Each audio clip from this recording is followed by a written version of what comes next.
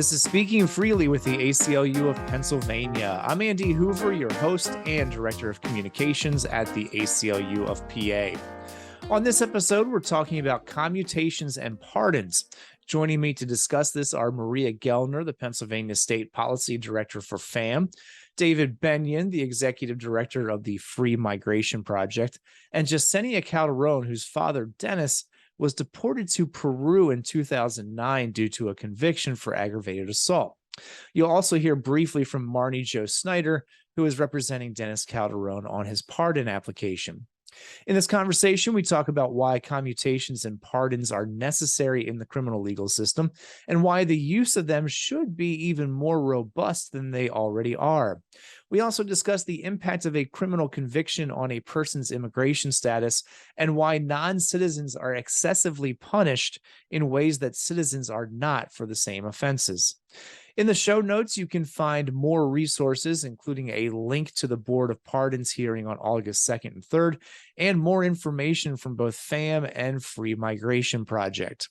This conversation was recorded on July 25th. Well, Maria, Dave, Jesenia, thank you all for joining me. This is a really important issue, talking about commutations and pardons and the role they play in the criminal legal system.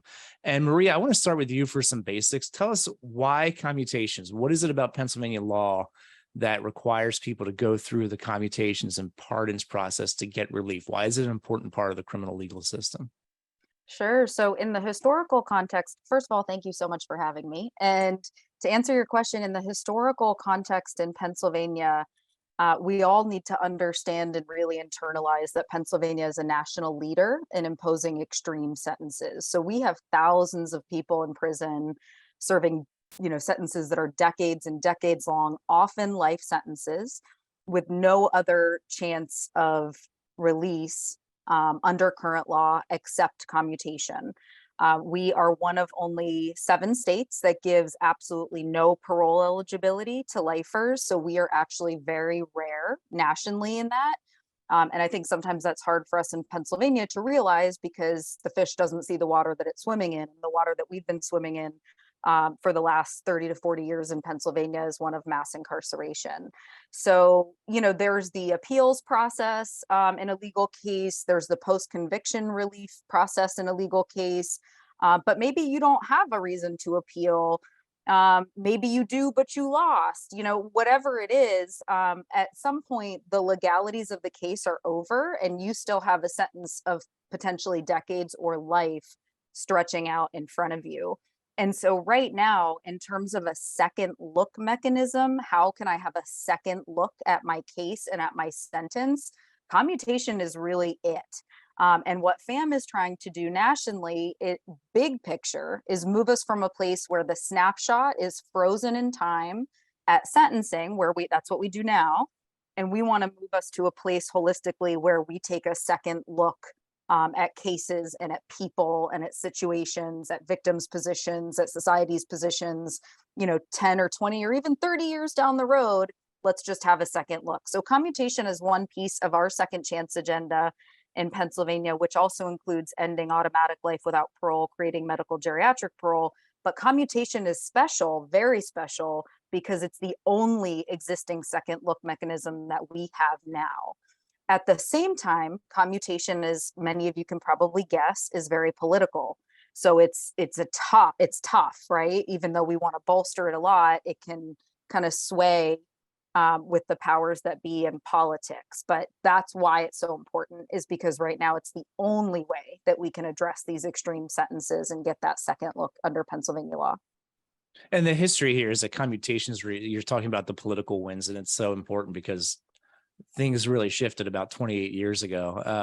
In the 70s, commutations were used a lot, correct? Absolutely. And it's really fascinating because if you look at that history, it really was apolitical. Governors of both parties looked at commutation, including commutation of lifers. So, primarily people convicted of homicides. And governors of both parties would look and actually say out loud and have no issue saying, we use commutation as a tool to manage the prison population, for the taxpayers of Pennsylvania. And then in the 80s, it became sort of a political football And in the late 70s and 80s, it went from a place of where you'd see, up to 250 commutations potentially a year, to having none, for years at a time. And so Governor Wolf has granted more commutations of lifers than the previous several governors combined. And that's wonderful. And we thank him. Having said that, it is still very much like winning the lottery. It is, there is often seems to be to the families of incarcerated people no rhyme or reason, or magic formula or policy to get it. So we're working on that as well. And Maria, I want to come back to you to ask you a little more about the process, because the board is responsible for both commutations and pardons. But I want to pivot over to Dave now to talk about the extra layer of challenge here when it comes to immigration, because people with immigration status issues may need to go in front of the Board of Pardons as well. So Dave, can you explain what that extra layer is? Sure, and thanks, Andy, for inviting us on to talk about this critically important issue. As you referred to, criminal convictions can cause big problems for non-citizens, immigrants in the U.S. And that's because over the past several decades, kind of in line with or shortly after the punitive criminal justice reforms or laws that were passed that Maria was talking about, there's been a similar bipartisan push to increase penalties for immigrants who are convicted of crimes. And the impact of those convictions, or in some cases even arrests, on an individual's immigration case, if they're not a citizen of the US, can be complicated. What's important for our purposes today is that the penalties can be extremely harsh and illogical and go far beyond the punishment that is required under the criminal system. In some cases, a conviction can lead to imprisonment by ICE, sometimes long-term imprisonment, and followed by deportation. It might not matter how long the person has lived in the US, how long ago the offense occurred, could have been decades ago. Some of our clients came to the US as children or even infants, and they're facing these disproportionate consequences. It may not matter that they have family in the US or strong community ties. It might not even matter if the person shows rehabilitation or even that they were wrongfully convicted. The laws are that harsh and arbitrary. We also know that Black and brown immigrants are disproportionately targeted for ICE imprisonment and deportation.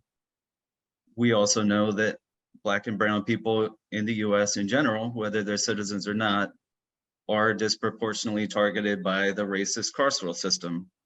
So when you combine these two, the immigration and the criminal legal systems, the impact of the laws targeting immigrants convicted of offenses has been that hundreds of thousands of people's lives have been upended. Families have been separated, people have lost their careers, their savings, their health, and the impact can spread far beyond just the targeted individual to their families and even to their entire community. So we're looking here at people essentially being punished twice. First by the carceral system under the criminal laws, and then by the immigration system through ICE imprisonment and deportation, or the threat of these things that can really be terrifying to people over a long period of time.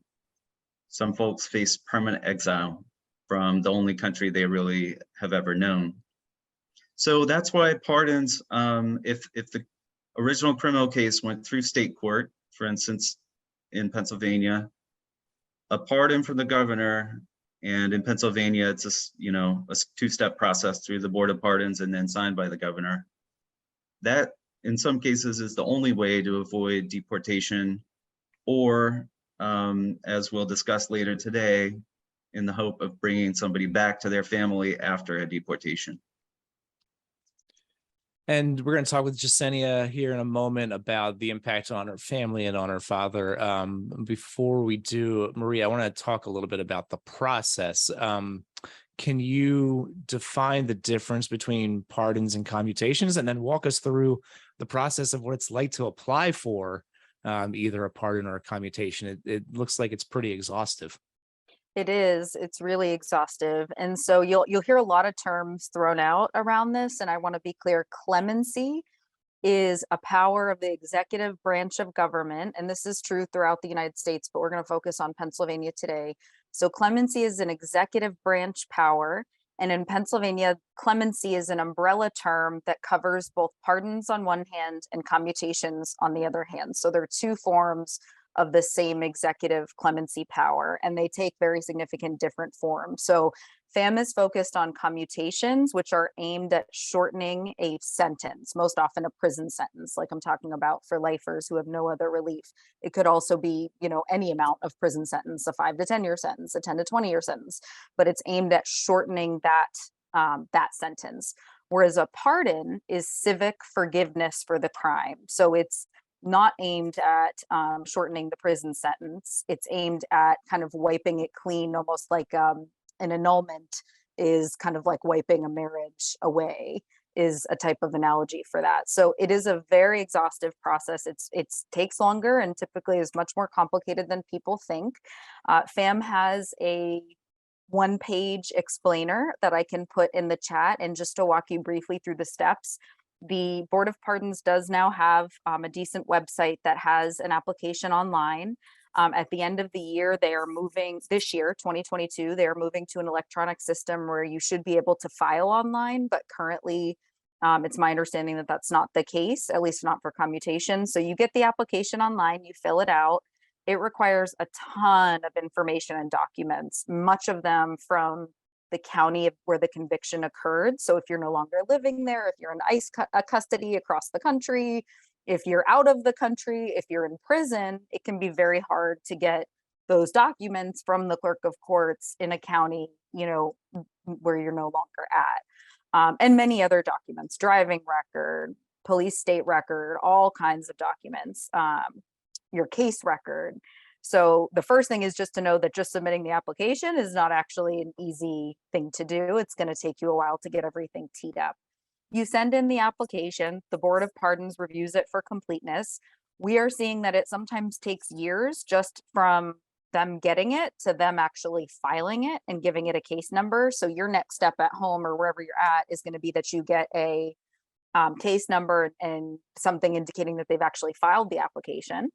At that point, once it's filed, you're going to be interviewed, whether you are at home, in prison, I believe in ICE custody, although I can't say that definitively. That may be in person, that may be on the phone, your interview with some sort of parole staff. And then basically all sorts of different parties get the chance to chime in. So the original prosecutor on your case, the judge, the Department of Corrections, if you're in prison, they get a vote. And then the Board of Pardons looks at all of that information. The Board of Pardons is a 5-person board in Pennsylvania that consists of a victim advocate who's appointed, a corrections expert who's appointed, all by the governor, a doctor who's appointed, the attorney general, so currently Josh Shapiro, and the lieutenant governor, so currently John Fetterman. Those are the 5 people on the board. They look at all the materials that have been submitted and they do what's called a merit review. You don't have an opportunity to hear what they discuss, but you can see how they vote. That's public. That's what's coming up next week is a merit review, and they will vote. And so most people need 2 votes to get past that step. You need 2 of the 5. If you are incarcerated on a life sentence or a violent conviction, you need 3 votes to go forward. And then if you get, it might be the end of the road for you there if you don't get the votes. If you do go forward, the Board of Pardons prints a notice of your case in the local newspaper where the crime occurred in print. Victims are notified, and then there's a public hearing, at which point you will have a chance to be heard. So will any opposition to your pardon or commutation. Unfortunately, you only get about 15 minutes. In most cases, so it's not a lot of time, and you have to split that, if you have more than one character witness. Board of Pardons members may ask nothing, they may grill you, The victims in the case may also give secret input. They don't have to testify. They can still give input that's confidential. And then the Board of Pardons recesses. They talk about all the information, and then they come back out in public and vote again. And so same thing, you have a higher standard. If you're on a violent or life conviction, you actually need a unanimous vote, which is an extremely high bar. Was not always that way. That was a tough on crime reaction in the 90s. It used to be majority vote. But most people, if you don't have a life sentence or violent conviction, needs a majority again to get a pardon or commutation. So if that happens, if you pass that step, you're still not done. Now it goes to the governor, and the governor can sign the pardon or commutation or decline to sign it. With Governor Wolf, we've seen that typically he does sign what comes across his desk. But that may not always, that may or may not always be the case depending on administration. So if the governor grants it, you're good to go. You'll get an official document saying you were pardoned or your sentence was commuted. And if you're denied or fall off at any point throughout those steps, you can reapply if and when circumstances change, or in 1 to 2 years, depending on whichever happens first.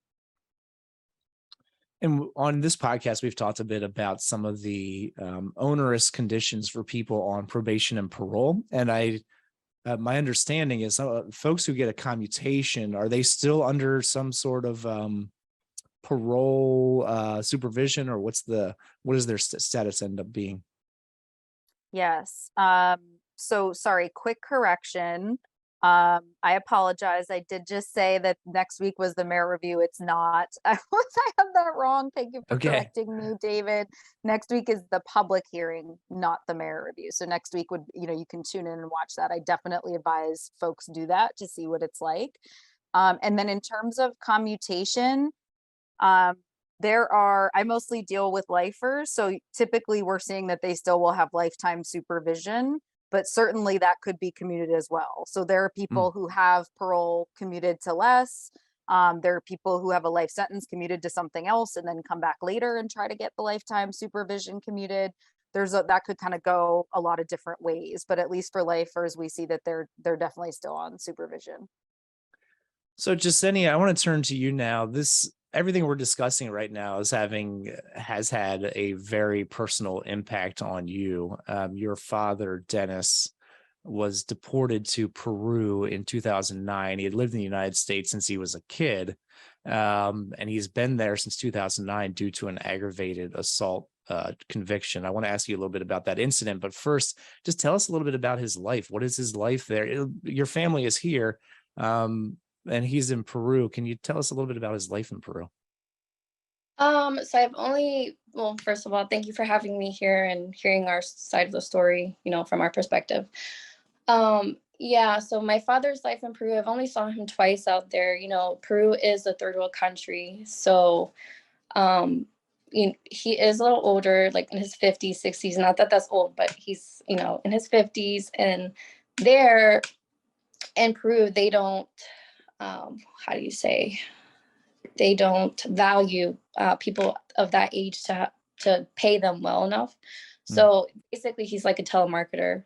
He's living in a room, with just a bathroom. His living conditions are kind of poor as far as what they could be in the United States. He could be living better. Like the opportunity that he gave me and my brother to when he came here and met my mom. Yeah. And this incident occurred in 1996, and you were 5 years old. So this has basically been with you your whole life. You have a younger brother as well. What is and he's in the United States. What's the impact been on you and your brother and the rest of your family? It's still impacting us this day, this injustice. He suffered a hate crime back when I was 5. I'm 30 years old now. And then to get deported after that, me and my brother missed a big chunk of time with our father. And when he was in our lives, he was a family man. He was very active in our lives and loved being with the family. He has both his parents that are out here. He has 4 siblings that are out here. So when he left, my mom had to kind of step in and be the mother and father figure for me and my brother and take on, financially, emotionally, his roles that, because he provided for us. My mom was she was a stay-at-home mom.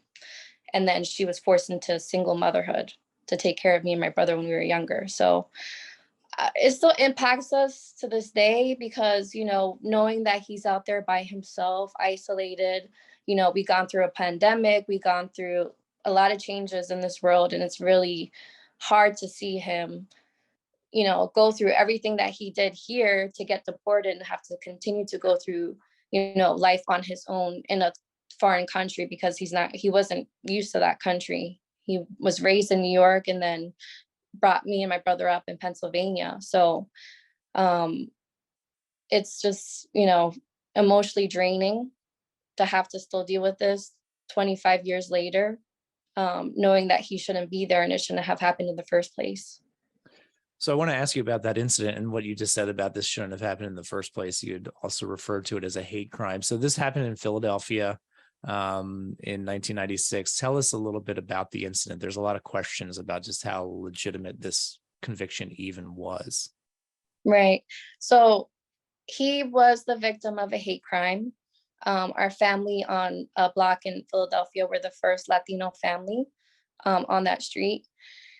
And he basically got jumped by a group of white males.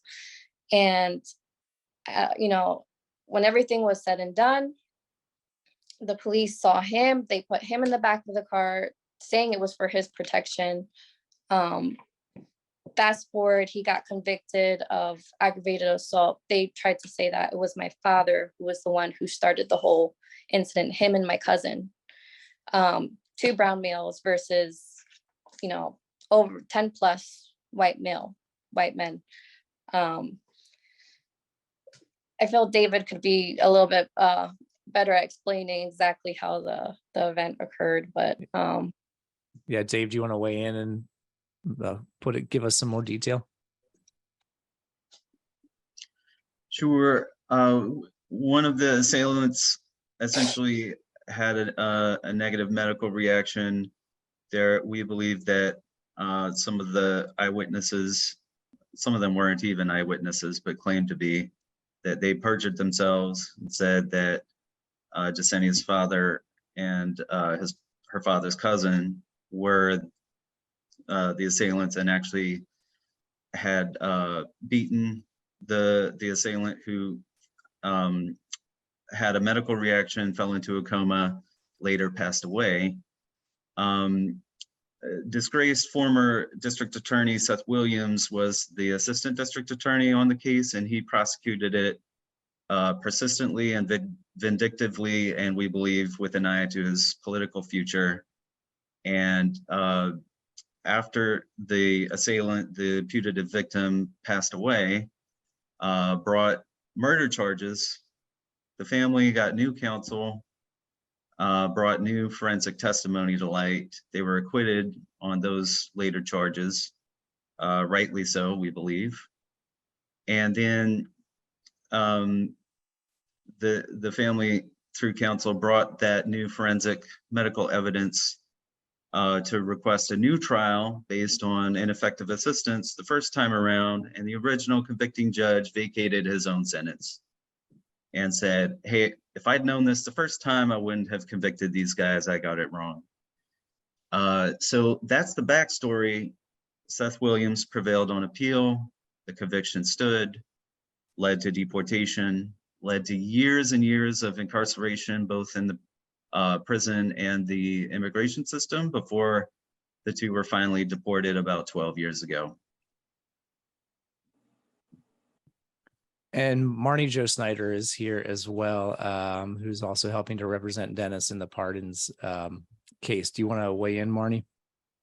I mean, just to summarize kind of the way that this conviction worked in the courts, Denis Calderon and his cousin Julio are attacked by this group of white males in Northeast Philadelphia. And all of the witnesses at trial talk about seeing or thinking that they saw. A lot of people even claim, oh, I thought I saw, or I know it to have happened, but can't point to what they saw with their own ears or saw with their own eyes or heard with their own ears. And they say that there are blows to this person's head. Denis and Julio are convicted of aggravated assault, and the theory of the Commonwealth, of the government, is that they had struck blows to this man's head. This man ends up dying, and they believe that there is a link to causation from the original offense and hitting of his head to his death. But when someone passes away, they do an autopsy. And when they open up his head, they find that there is no trauma to his head. He was not hit in the head. That is, in fact, not what happened. So Denis and Julio are acquitted of the murder charges. And the judge, who had heard the original aggravated assault trial, said, wait a second, I understand that I couldn't have seen into a live person's head, but now that I know that there was no head trauma, I certainly would grant them a new trial. He didn't get hit in the head. And so he goes to do that. And Seth Williams decides that this is going to be a sticking point for him, that even though Denis and Julio have actually served jail time, and plenty of it by this point, this is going to be where he really believes that he needs to use the taxpayers' money to go through the state courts and eventually also fight against a writ of habeas corpus that was filed in the federal courts on Denis's behalf. And so he uses an exorbitant amount of taxpayer money fighting to make sure that Denis and Julio have this conviction hanging over their heads. And they have to be away from their families. And it's pretty much a life sentence separation order from their families, and so that they can't come back. And that's why we believe that if anything, if we had a way to get back into court, we absolutely believe a judge would say they deserve a new trial. And we bet that that trial would result in a not guilty verdict and them being reunified with their families. But it's been so long that this is our avenue, is to ask for this pardon. And we think that, normally people are asked to go in front of a pardons board and just beg for forgiveness and apologize without qualification. And we hope that the board can kind of see that there's something very wrong with this conviction. And in addition, these men have been out of trouble for many years, have done everything that they need to do in the community to prove that they are good people and deserve a second chance, conviction or no conviction. So we hope that they don't ask for performative remorse and really instead think about who these people are. So Dave, I know the answer to this question, but I'm going to ask it anyway. I have to assume that what happened to Denis is pretty common in the immigration spaces. There's even there's a phrase for it, crimmigration. How often do you see these kinds of cases in the work that you do for Free Migration Project? Thanks, Andy. So it's not uncommon. I'll say every case is different, and Denis's case is particularly egregious. The number of factors that combined here with what we believe is a wrongful conviction in the first place that had all of these later impacts. But it's very true that it's common for encounters by immigrants with the police to lead to big problems in their immigration cases. We work with a lot of clients who've been caught up in this crimmigration intersection between the criminal and immigration systems that you referenced. Even an arrest that never leads to a conviction has to be disclosed to the immigration authorities every time an individual applies for almost any immigration benefit, like a visa, a green card, citizenship, for instance, even DACA. If people who came to the US as kids and have been approved for DACA, they have to go through this process of disclosure every single time. And in some cases where there has been a conviction, like Denis and Julio's, the penalties go far beyond what a citizen would face for the same conviction. I should say also, we're working with several folks from the Viet and Cambodian communities in and around Pennsylvania who came to the US as kids or young men, or in a couple of cases, infants. They and their families had been displaced by the US war in Southeast Asia way back in the 70s and 80s. Many came to the US as refugees. Many of them even became green card holders, but not US citizens for one reason or another. They had come to a new country, an unfamiliar culture. They were facing intergenerational trauma. and they were thrown into neighborhoods in Philadelphia and other cities around the country with few resources, and into places that were at the time being targeted by racist policing. Many were convicted of crimes.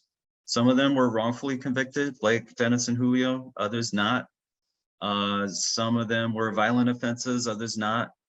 Some were charged as adults for arrests that occurred when they were minors. A couple have never even set foot in the country that the US ended up deporting them to or wants to deport them to now. But they were detained and deported anyway by presidents from, I should say, under the administrations of presidents from both parties. So at Free Migration Project, we're working with a grassroots community organization in Philly called Viet Lead that works in the Southeast Asian community. And we're collaborating to try to prevent deportations or bring people back who've been deported, and to utilize the clemency, the pardon process in Pennsylvania with that in mind. Maria, FAMM supports ramping up the commutations process and making it a more commonly used system and tactic, I guess, in the criminal legal system. Can you talk a little bit about that? Why does FAMM support ramping up commutations, and why do folks who apply for commutations deserve that opportunity?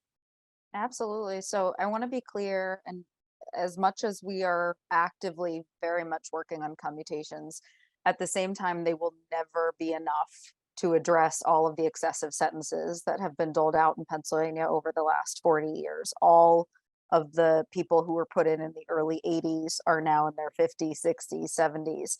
And because, as we said, commutation is like winning the lottery right now in Pennsylvania, it's not ever going to be enough. But it is the mechanism that we have. And so making it better, making it more efficient, all of those things are very important. So we would love to see our policy priorities are to, have the constitutional amendment that makes that Board of Pardons have a unanimous vote that I mentioned was created in the 90s. We want to see that go back to what it's always been historically, which is a majority vote, which makes it a little bit less political, a little bit easier to get, but still a very high bar overall to get it.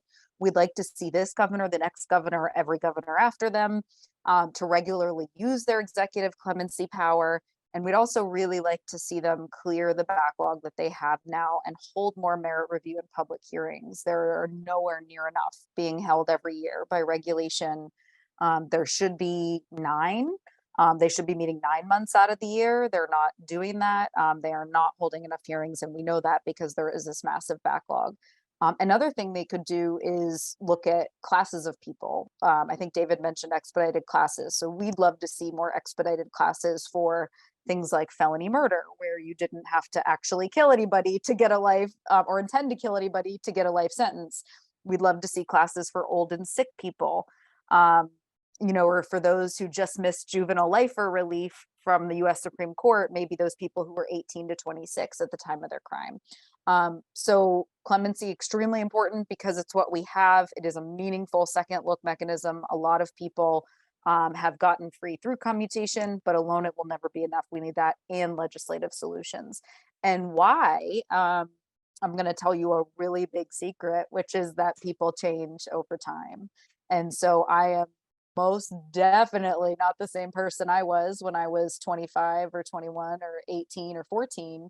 And neither are people when they go into prison and then are now turning 30, 40, 50, 60, 70, 80. We had an 85-year-old woman in a wheelchair get commutation last week or 2 weeks ago in Pennsylvania, Phoebe Tomasic, who had been there for decades and decades. She is not the same person now. And so not saying that it has to be for everybody, but shouldn't we be taking that second look is the reason why, for their families, for them, for taxpayers, for everybody involved. So Maria, next week, as you mentioned, August 2nd and 3rd, the Board of Pardons will hold hearings. What will happen at those hearings? So those are the public hearings. And basically that's when people have made it pretty far by that point, but that doesn't mean you're going to keep going. So at that point, you've made it by your merit review, your application is rolling along, and now the 5 board members on the Board of Pardons are actually going to hear your case, for all of 15 minutes for you to tell your whole life story and the argument. I mean, you literally almost have less time, to hear, for instance, Denis's case than we had today. But you get a chance to make your case. Hopefully they have looked at and really absorbed all of the information that you've sent in letters, character letters, your whole packet, your application, and they will actually vote. And you can watch this online live, and they'll vote, and you'll watch it and know, if you are fortunate enough to be able to watch it in real time, if you're the one affected or the family, you're going to know right there if you got enough votes to send the application to the governor, or if you're done right there. So people's entire lives are hinging on that hearing. And I definitely, again, recommend that folks watch it just to get a sense of what's happening. So Jesenia, your father will be heard at those hearings. What's the message that you want members of the Board of Pardons to hear about him and his case?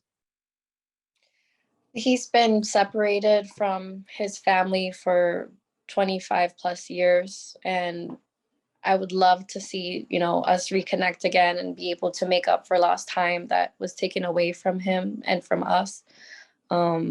Especially since it was for a wrongful conviction, something he didn't do. And I just want to be able to spend, the few years that we have in this world. Time goes by so quickly and you never know what can happen. So I want to be able to, spend the rest of our time together, like the end of his life. Sorry, I'm nervous. No, that's okay. No, I appreciate that.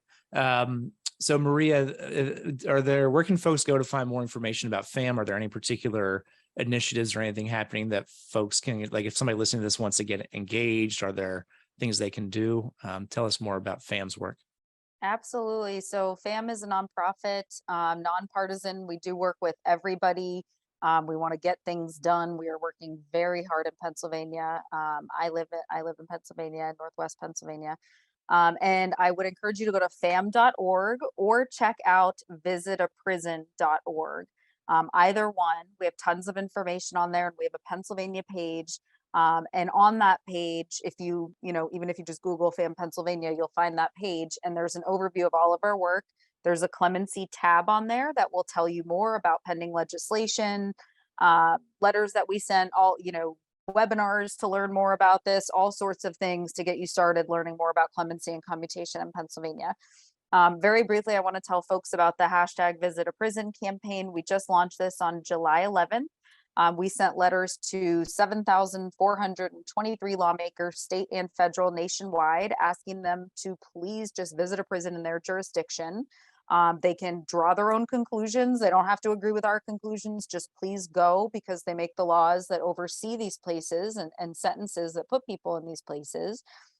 We think they'll see that there are too many people there doing too much time, and that the conditions are very, very bad. But certainly folks are free to draw their own conclusions. It's relevant to every issue in criminal justice or the criminal legal system that folks care about. And it is relevant to commutation. Just last week, we had a visit in which one of the candidates for lieutenant governor came with us to visit a state prison in Pennsylvania and heard from men who had been there for 30, 40, 50 years. Hey, I'm turning 71 this week. I've been here for 50 years. I have not had a misconduct in decades. The Department of Corrections supports my commutation application. And yet I've heard nothing about the application that I sent in over 2 years ago.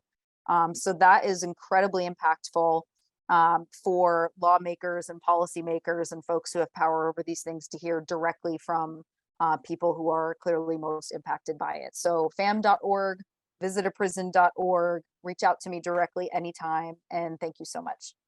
And Dave, what about Free Migration Project? Where can folks find more information, or are there particular ways to plug in? For sure. And we're a small nonprofit legal and services advocacy organization in Philadelphia. We do work in Philly, around the state, and some national work as well. And the best place to get more information about our work is at our website, freemigrationproject.org. And if you go there and scroll down to the bottom, You'll also see our links to our social media, where you can follow us for more frequent updates on what we're doing. There's information there about Denis and Julio's case, and we hope to be able to post good news about Denis's pardon application after the public hearing next week. Well, thank you all for your time. This has been really informative for me. I appreciate your expertise. So I'm glad we were able to sit down and have this conversation. And most importantly, Jesenia, best wishes to your dad and to your family. We're all hoping for the best. Thank you so much. I appreciate you guys. Thank you. That's Maria Goellner of FAMM, David Bennion of Free Migration Project, and Jesenia Calderon. Learn more about the Board of Pardons, FAMM's advocacy on commutations, and Denis Calderon's case at the links in the show notes. That brings episode 77 to a close. The audio editor of Speaking Freely is Freddie Foulet, and our video editor is Betsy Dorset. Our music is from bensound.com. The executive director of the ACLU of Pennsylvania is Reggie Shuford. I'm Andy Hoover. Until next time, be healthy and be free.